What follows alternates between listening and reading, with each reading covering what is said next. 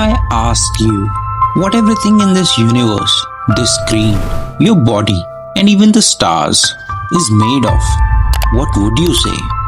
Atoms, right?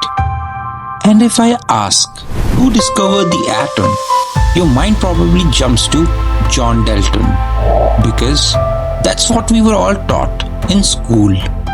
But what if I told you that more than 2 millennia before Dalton's discovery, a single human being decoded the greatest secret of the universe?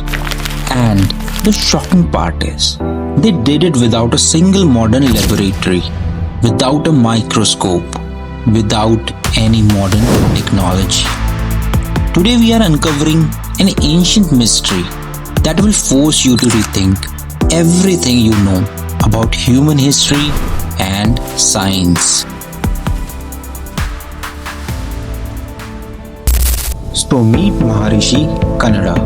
He was an ancient Indian sage who wrote a philosophical masterpiece called the Vaisheshika Sutra, through which he proposed an atomic theory that was strikingly, almost unnervingly close to the modern physics.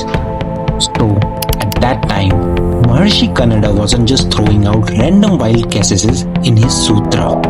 He was actually building an entire system to categorize reality itself, which was known as Padarth, with the most important category being Dravya or substance.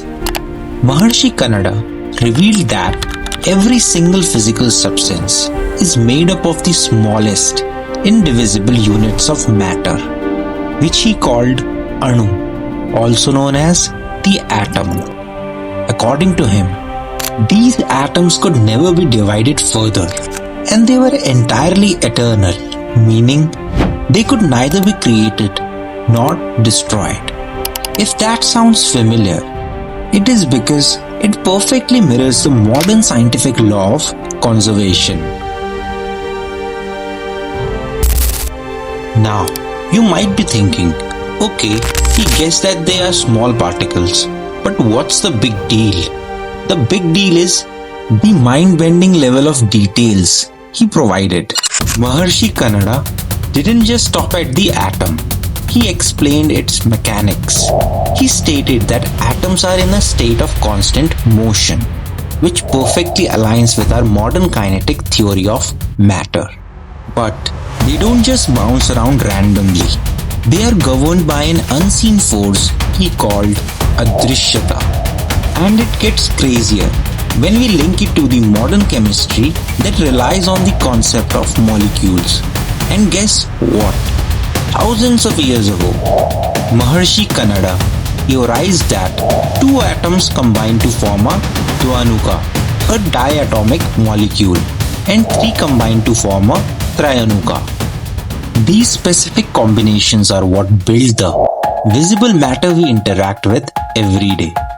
He even figured out that applying heat breaks matter down into smaller units, so it can recombine into new forms, which is basically the foundational concept of chemical reactions and thermal decomposition.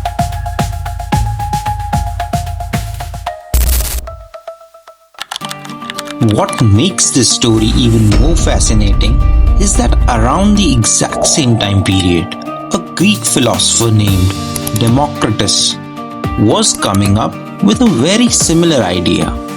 Democritus also believed that matter was made of indivisible atoms moving in a void. So, did one copy the other? Actually, no. There is no definitive evidence of direct influence between the two traditions, which proves that the human drive to understand reality is universal. But there was a massive difference in how they thought. While Democritus relied heavily on randomness, whereas Maharishi Kanada's framework was incredibly systematic, featuring structured molecular combinations and governing forces.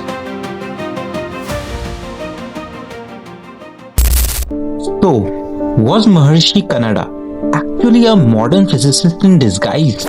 Let's do a reality check here. Conceptually, Maharishi Kanada was light years ahead of his time. His ideas about molecular formation, constant motion, and heat transformation are shockingly accurate to the modern sciences. But scientifically, there is a gap. Modern physics relies on controlled experiments, predictive mathematical modeling, some empirical validation, and these were the things Maharishi Kanada simply didn't have. Today, we know that atoms aren't actually indivisible. They are made up of protons, neutrons, electrons, and even smaller quarks. And if we compare, Maharishi Kanada also couldn't identify fundamental forces like electromagnetism because he was practicing natural philosophy, not the modern empirical sciences.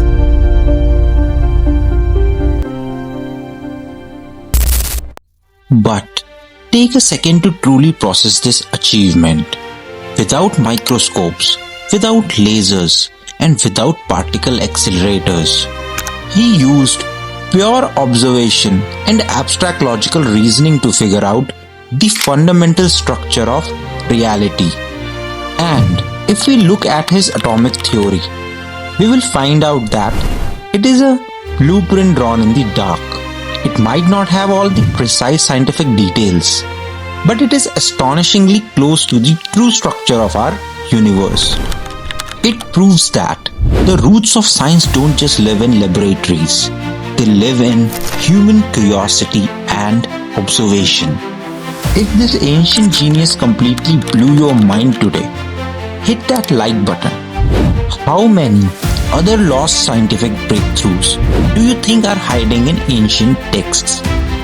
Let me know in the comments below and subscribe for more mind-expanding stories.